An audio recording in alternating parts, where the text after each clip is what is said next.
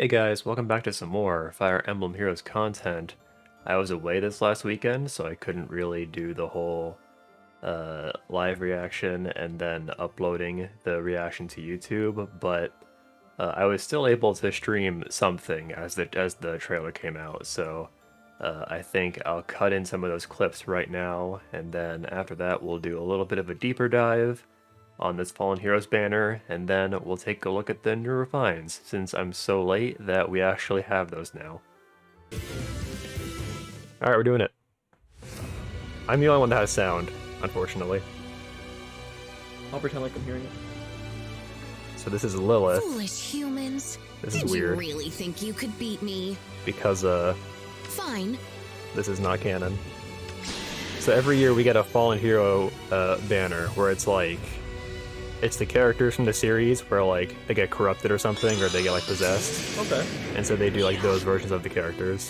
So like at the very beginning of Fates, like Korn gets like possessed Do for a you wish bit. to die? So last year we got those. Animation looks cool. Yeah. I think we're getting a Rhea based on the music. Oh, is this like an all dragon banner? That's kind of lame. I suspect that this is a whole dragon banner, which is kind of lame, but whatever. Wait, what's this? Oh shit! He was a boss in one of the, like, years ago in FEH. So I just didn't think we'd ever get him, because it took him this long to ever do it. So Gustav is here, that's cool. You must understand. And I'm guessing the last one is Zero's, yeah. Which is a spoiler. This is cool because now they actually have to rationalize this version of Rhea that didn't make very much sense in the first place. It's like at the end of one of the routes in Three Houses, she just randomly gets corrupted and they don't explain it. Well, I am pretty disappointed overall. I don't like it when they just do dragon banners. As far as I can tell, it looked pretty cool. But, I mean, what do I know? Fucking rip Muarim, true. Rip everyone from Tellius. No Tellius units here. Rip Tellius units, rip Scuff stream, rip their YouTube channel for being 3 minutes late. That's true. At least their art looks good. Lilith looks cool. I don't think Fallen Lilith is canon at all, but whatever. I'm not that much of a stickler. It's okay, her animations look cool. Yeah. At this point, it's like, who really cares about it being canon or not, right? Oh, Muarim is the GHB. Oh, really? Oh, that's kind of cool. Not a dragon. I guess I'm happy because this means I don't have to spend any orbs. I've saved up to 590, I think. Oh yeah, no Ascended Hero. That's actually a great point. FEH is a good artist, yeah. I like FEH. Yeah, the lack of Ascended Hero is interesting. I really don't see why they couldn't have just done that for Rhea. I don't think anybody cares if it's like it's called an Ascended Hero, but then she's on the Fallen banner, so it's contradictory, but I don't think anybody would care about that. Well, alright, thank you all for tuning into this very scuffed stream. Thank you to Paul. It was a perfect stream. What are you talking about? For hosting me. It's Yeah. a wonderful stream. Yeah, my first impression of the banner was kind of a mix between relief and also just kind of general disappointment. Relieved because, you know, I don't really feel too compelled to pull for any of these units. The one that I'd be most interested in is maybe Muarim, but he's going to be our GHB.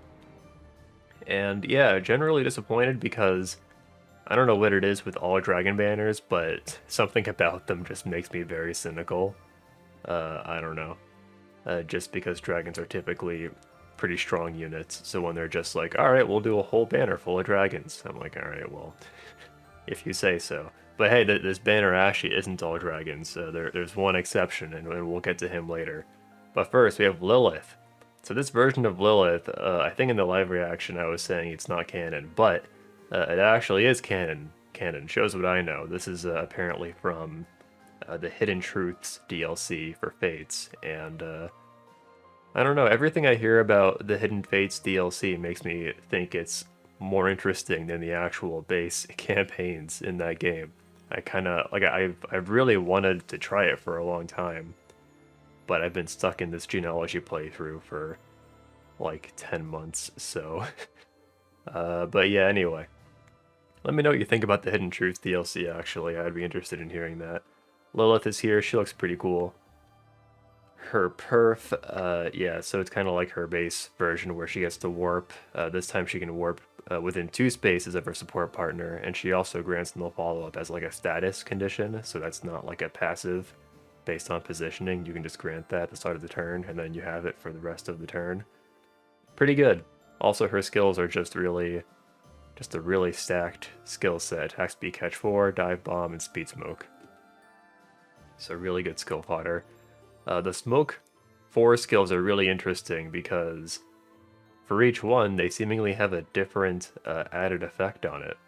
So like speed smoke, for example, has the speed -7, obviously, and then it also grants you speed +6 and dodge to unit for 1 turn.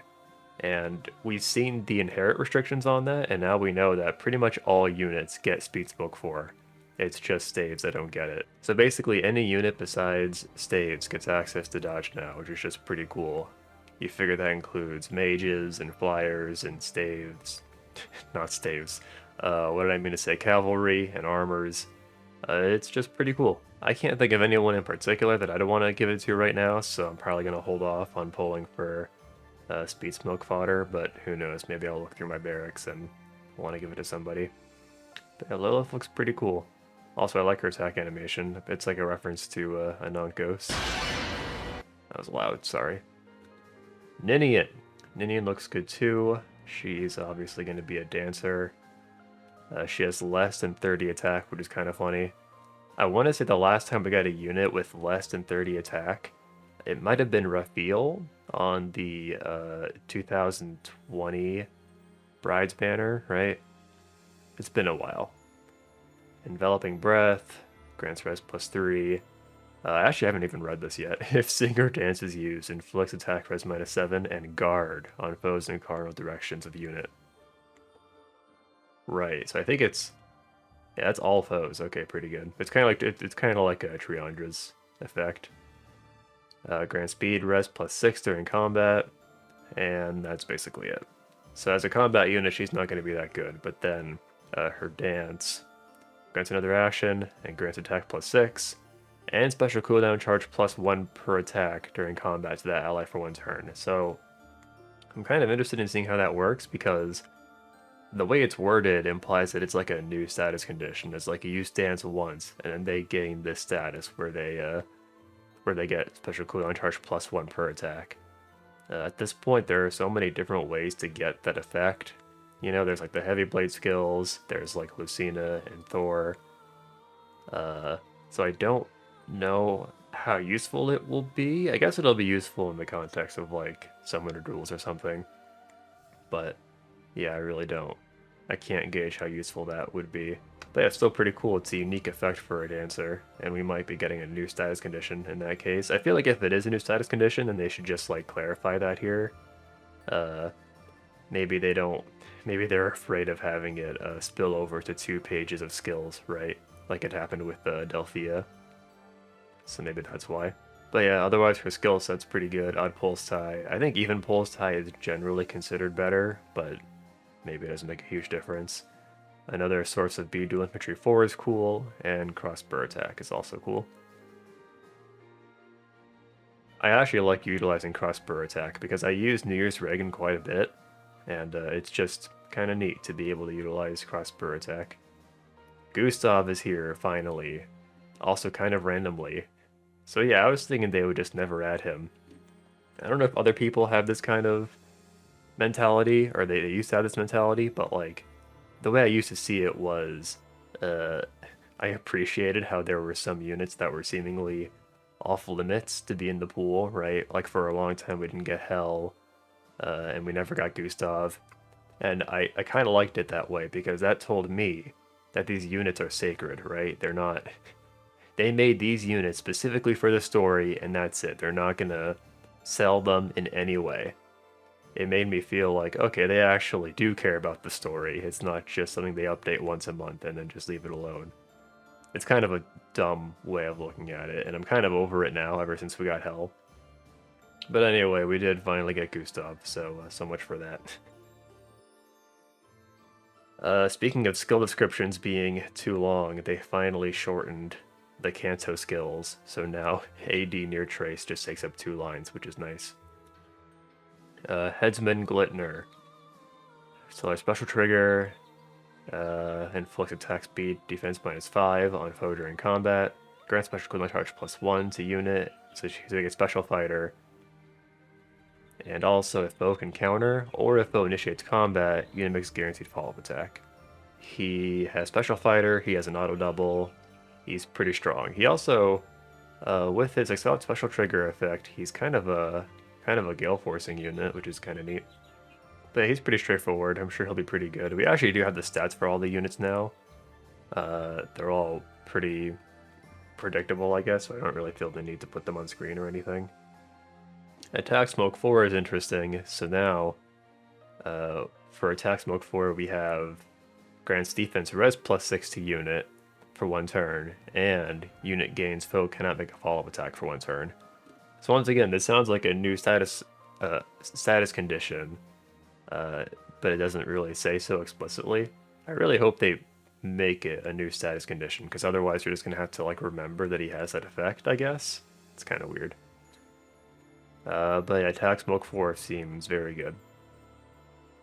I guess the problem with the Smoke 4 skills is that you still have to like do combat once in your turn, as opposed to other tier 4 effects where you just get the effect probably at like the start of your turn. That's Gustav. And then there's Rhea. So yeah, obviously as soon as I heard the music in the trailer, I was like, oh, okay, Rhea's gonna be here. I've heard a lot of people say that, like, Rhea is now stuck in, like, triple alt hell. And I mean, like, technically that's true, but I don't really see it that way, because Rhea's base form, I don't even know what they would do for that. It's like, I think Rhea appears as, like, as a unit in the field once in 3 houses, where she's not just, like, Saros, or where she's not the Immaculate One. Yeah, I think there's, like, 1 chapter in pre-time skip where she appears and she has like a tome or something. And it's like, at this point, do people even still want a base form Rhea? Isn't this good enough? I don't know. Obviously she's going to draw comparisons to Fallen Edelgard. They share some of the same effects. They both have Worry Fighter. They both have damage reduction. Rhea actually comes with near save, which is interesting. I think the biggest difference between them is that Rhea, I don't think Rhea has the same capacity to just like spam bonfires on every single counterattack. She does get XLR special trigger, so you can still do something similar with Glimmer, but the fact that Fallen Edelgard can just like slam out bonfires every counterattack is what makes her so good, partially. Ruinous Frost, XLR special trigger, if foe initiates combat, grants attack +6 to unit. This is an effect we're seeing really often on dragons now. It's just this attack to unit and inflicts attack minus whatever on foe. Unit's first attack deals damage equal to 40% of foe's res during combat, so just breaking through units with a lot of res. And also, both unit and foe can make a follow-up attack. So like I said, she has a Worry Fighter. I think she'll be pretty strong. She won't ruin everything the same way that Fallen Edelgard did. She'll still be pretty annoying to kill, though. Wait, we haven't gone to True Dragon Wall yet. I don't know, man. Basically, she gets damage reduction. That's going to be the easiest way to sum this up. And then she gets restore 7 HP to unit at the start of turn and after combat.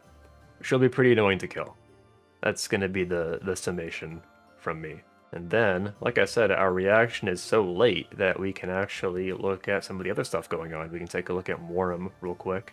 I got this from the subreddit. Muarim has Wild Tiger Fang. He gets attack +3 at start of turn, inflicts attack speed, defense, and res -6 on all foes within 4 spaces of unit.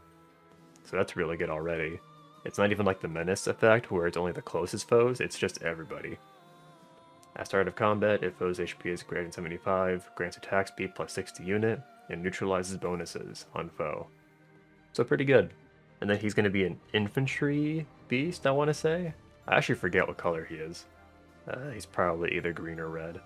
And then his transformation effect is actually slightly different. It's just that instead of activating based on whether or not he starts next to beast allies, I started turns 2, 4, and then all turns after that he always transforms, and otherwise he just always reverts. So that's kind of interesting. That's the first time we've seen a beast have like a different activation requirement for their transformation, so that's cool.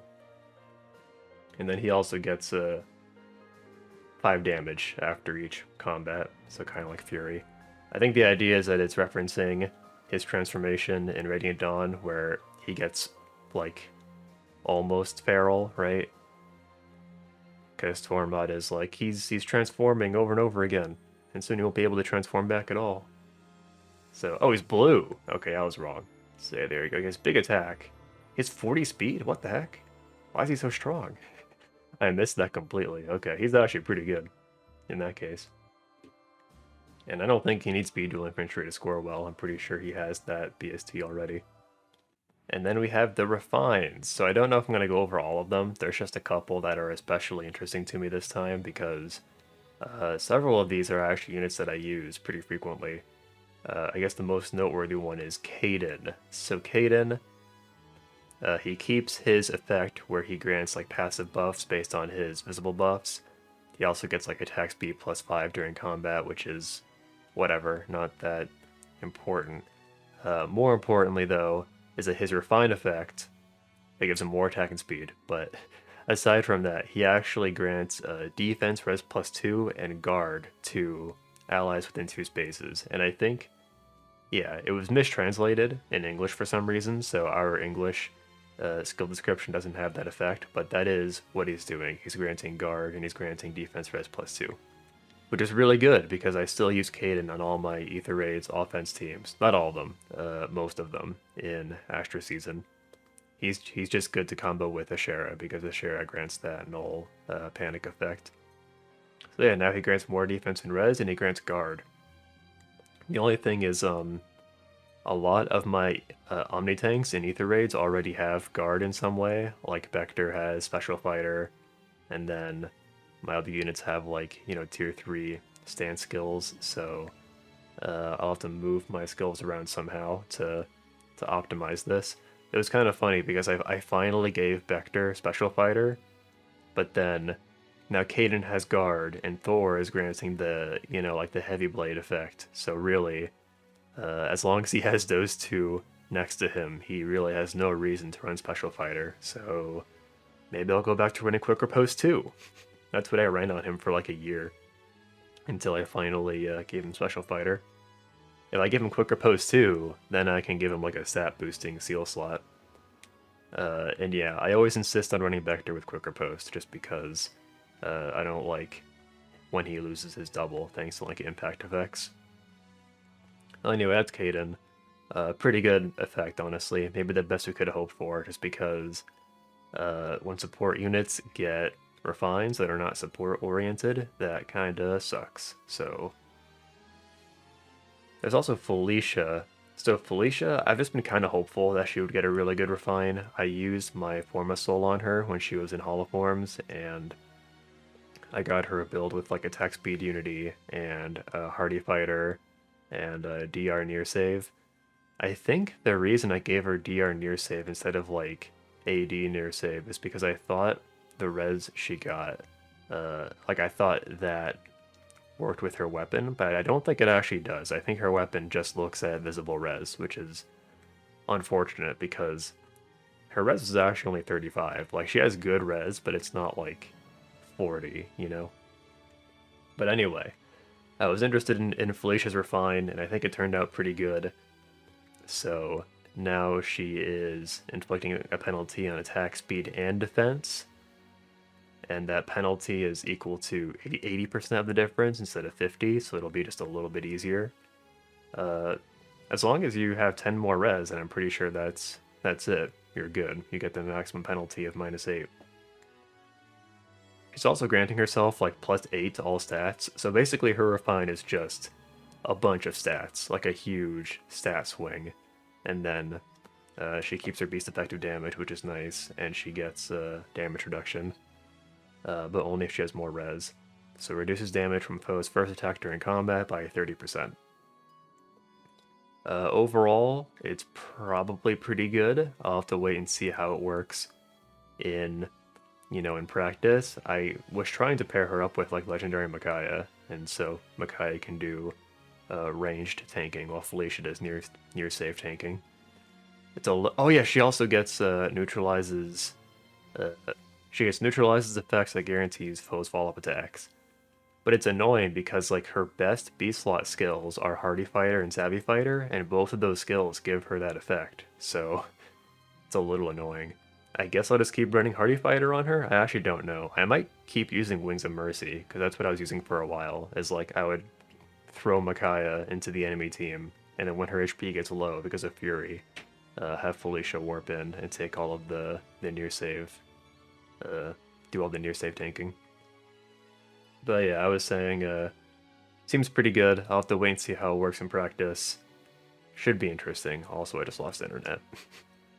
As far as Duma's Refine, his Refine is less interesting than the revelation that his Upheaval Plus actually just ignores ladders and forts. So no matter what, his Upheaval Plus will always break the nearest breakable building, which is pretty good. Actually makes it very worthwhile to deploy him. Finally, I want to look at Thea, just because I think it's interesting that they gave her so many stats. So yeah, if you give her 10 or more Dragon Flowers, she gets a visible attack defense +6, she gets +9 to all stats, I'm pretty sure, and she gets bonus doubler, and she also gets guard, so just an uncharacteristically good refine for a 3-4 star unit. Anyway, that's going to be it for me. Let me know what you think about the new banner units in the comments. Let me know what you think about the refines, if these are units that you've invested in before. Let me know if you're satisfied with the refines. As far as pulling on the banner, I don't think I'll be summoning on the banner personally beyond my free summons. If I do, it'll probably just be for the skill fodder for either Speed Smoke or Attack Smoke 4. I'll have to decide if I'm going to pull on the Legendary banner or not, because I said that I would if the Fallen Heroes banner didn't interest me. So I'll have to think more about that. I still need Mirabilis, so for that reason alone, it might be worth it to spark on the Legendary Hero banner. Alright, thanks for watching. I'll catch you guys next time. Oh yeah, if I do summon, then it will be on Twitch, so you can go ahead and follow there to stay up to date. You can also join the Discord, because whenever I stream, I always post a link in the Discord.